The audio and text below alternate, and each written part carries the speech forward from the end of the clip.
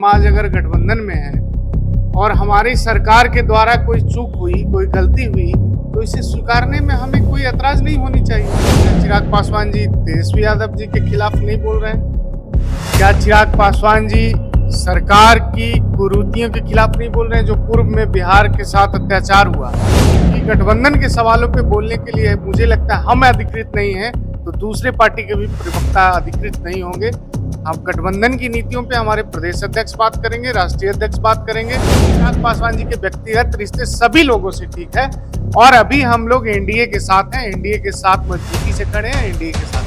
नमस्कार, मैं ब्रजेश कुमार और आप देख रहे हैं टीआरपी न्यूज। आज हमारे साथ एक खास शख्सियत मनीष सिंह लोजपा के प्रवक्ता साथ बैठे हुए हैं और इनसे अभी जो वर्तमान बिहार में राजनीति चल रही है उस पर चर्चा करेंगे। चिराग पासवान का बताइए मनीष जी, चिराग पासवान का क्या स्टैंड है? चिराग पासवान गठबंधन में रहकर एनडीए के खिलाफ भी बोल रहे हैं। ये देखिए, चिराग पासवान विचारधारा के प्रति तटस्थ है और जैसा कि पूरा बिहार जानता है, देश जानता है, चिराग पासवान की पहचान बाकी नेताओं से अलग ही इसलिए है कि चिराग पासवान सच को स्वीकारने में देर नहीं करते हैं और अपना हो या पराया सबके साथ समान व्यवहार करते हैं।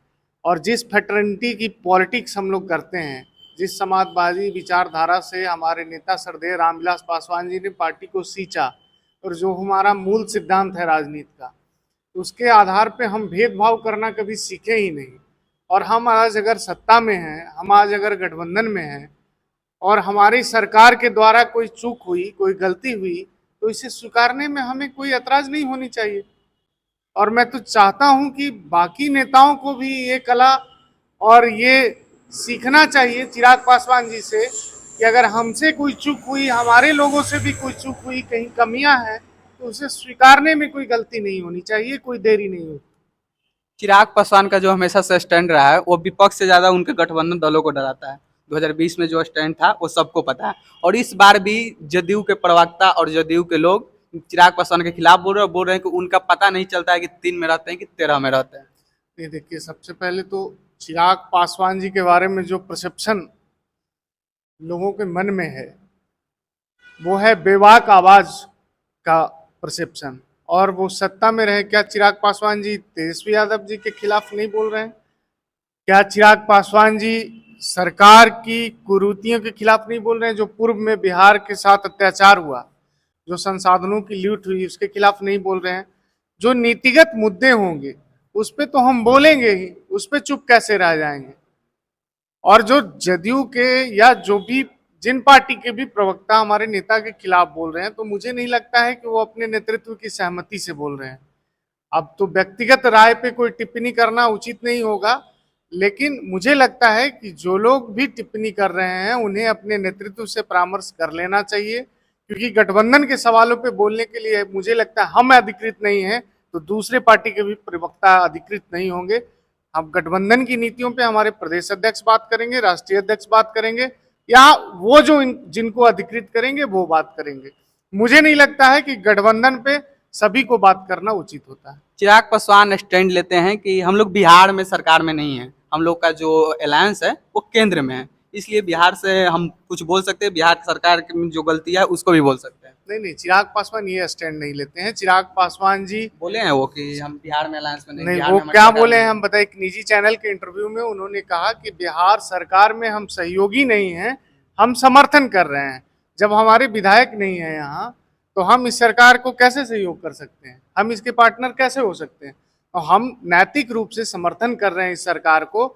और जब समर्थन कर रहे हैं, जब हमारा नाम आपके साथ जुड़ा हुआ है, तो आपके कोई अधिकारी अगर गलत करेंगे, अगर अपराध बढ़ेगा, तो हम बेबाकी से ये कहेंगे कि हाँ अपराध बढ़ा है और उन दोषी अधिकारियों को चिन्हित करके कार्रवाई कीजिए, जिससे कि आगे की कोई घटना ना हो। आगे की अभी देखिए, बिहार की सरकार जो है, चिराग पासवान जी का बिहारी फर्स्ट एजेंडा के में आप उस पुस्तिका को पढ़िएगा, उस प्रस्ताव को आप पढ़िएगा, तो हमारे जो एजेंडे थे उन एजेंडों में 4 प्रमुख एजेंडे को बिहार सरकार ने लागू किया। हमारा एजेंडा था बिहारियों को मुफ्त बिजली 200 यूनिट था, हालांकि 125 यूनिट लागू हुआ। हमारा एजेंडा था युवा आयोग बनाने का, युवा आयोग बना। हमारा एजेंडा, प्राथमिक एजेंडा था बेरोजगारों को रोजगार देने का, और युवाओं को भारी तादाद में लाखों की संख्या में रोजगार दी गई बिहार में। तो हमारे एजेंडे पे माननीय मुख्यमंत्री जी काम कर रहे हैं। माननीय मुख्यमंत्री जी बिहार फर्स्ट, बिहारी फर्स्ट के विजन को प्रमोट कर रहे हैं। तो हम तो चाहेंगे कि ऐसे लोगों को बल मिले, ऐसे सरकार को ताकत मिले जो लोगों को कल्याण में, सीटों की संख्या हमारे लिए महत्वपूर्ण नहीं है, हो सकता है हमें सीट ना मिले, लेकिन हमारे लिए महत्वपूर्ण है जनता का कल्याण और हमारा एजेंडा, जिस एजेंडे को लेकर हम लोग राजनीति में आगे आए हैं, जो हमारी पहचान है, जो गरीब गुरबा हमारे ऊपर भरोसा करते हैं। तो मैं गरीब गुरबा को सपनों को साकार करने के लिए हमारे एजेंडे को लागू करें नीतीश कुमार जी, यही हमारा आग्रह और यही हमारा प्रयास होगा। और राजनीति का मकसद भी चिराग पासवान जी का यही है कि गरीबों को कल्याण के लिए जो टारगेट सेट किया गया है, जो एजेंडा तय किया गया है, उस एजेंडे पे जो भी सरकार आए, मैं ये नहीं कहता हूं कि नीतीश कुमार जी की सरकार या भारतीय जनता पार्टी की सरकार, जिनकी भी सरकार आए, जो भी मुख्यमंत्री बने, हमारे एजेंडे को, जनता के कल्याण के लिए जो agenda Bihar first, Bihari first का एजेंडा है, वो एजेंडा को सरकार साकार करना हमारा लक्ष्य है। आपकी ही बात तेजस्वी यादव भी बोल रहे हैं कि हम लोग ही बोले थे 200 यूनिट, हम लोग ही बोले थे युवा आयोग, जो जो हम लोग बोलते हैं वही वही ये सरकार करती है। अच्छी बात है ना। तेजस्वी यादव जी अगर जनता के कल्याण की बात करते हैं, अगर वो Bihari first, Bihar first, Bihari first के नारों को दोहराते हैं, तो इसमें खुशी की बात है। इसमें तो जनता का वेलफेयर है और जनता की वेलफेयर के लिए पक्ष विपक्ष की भावना से ऊपर उठ के काम करना चाहिए।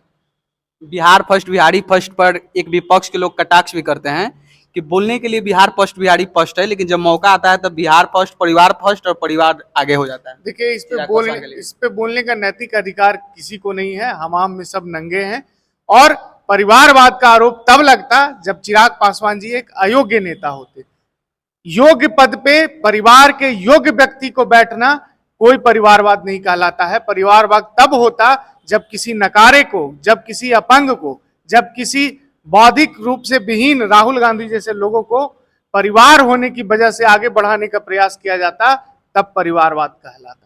एक लास्ट में, अंत में एक सवाल रहेगा कि र्यूमर फैल रहा है पूरे बिहार में, जो अभी नैरेटिव बना है बिहार में, जो चिराग पासवान बोल रहे हैं, हालिया घटनाक्रम को देखें कि चिराग पासवान महागठबंधन की तरफ भी जा सकते हैं और चिराग पासवान का बातचीत प्रशांत किशोर से भी चल रहा है। प्रशांत किशोर का तारीफ करते हैं चिराग पासवान और प्रशांत किशोर चिराग पासवान का तारीफ करते हैं। इन दोनों में क्या चल रहा है? कभी चिराग पासवान जी को किसी के ऊपर व्यक्तिगत टिप्पणी करते हुए देखे हैं?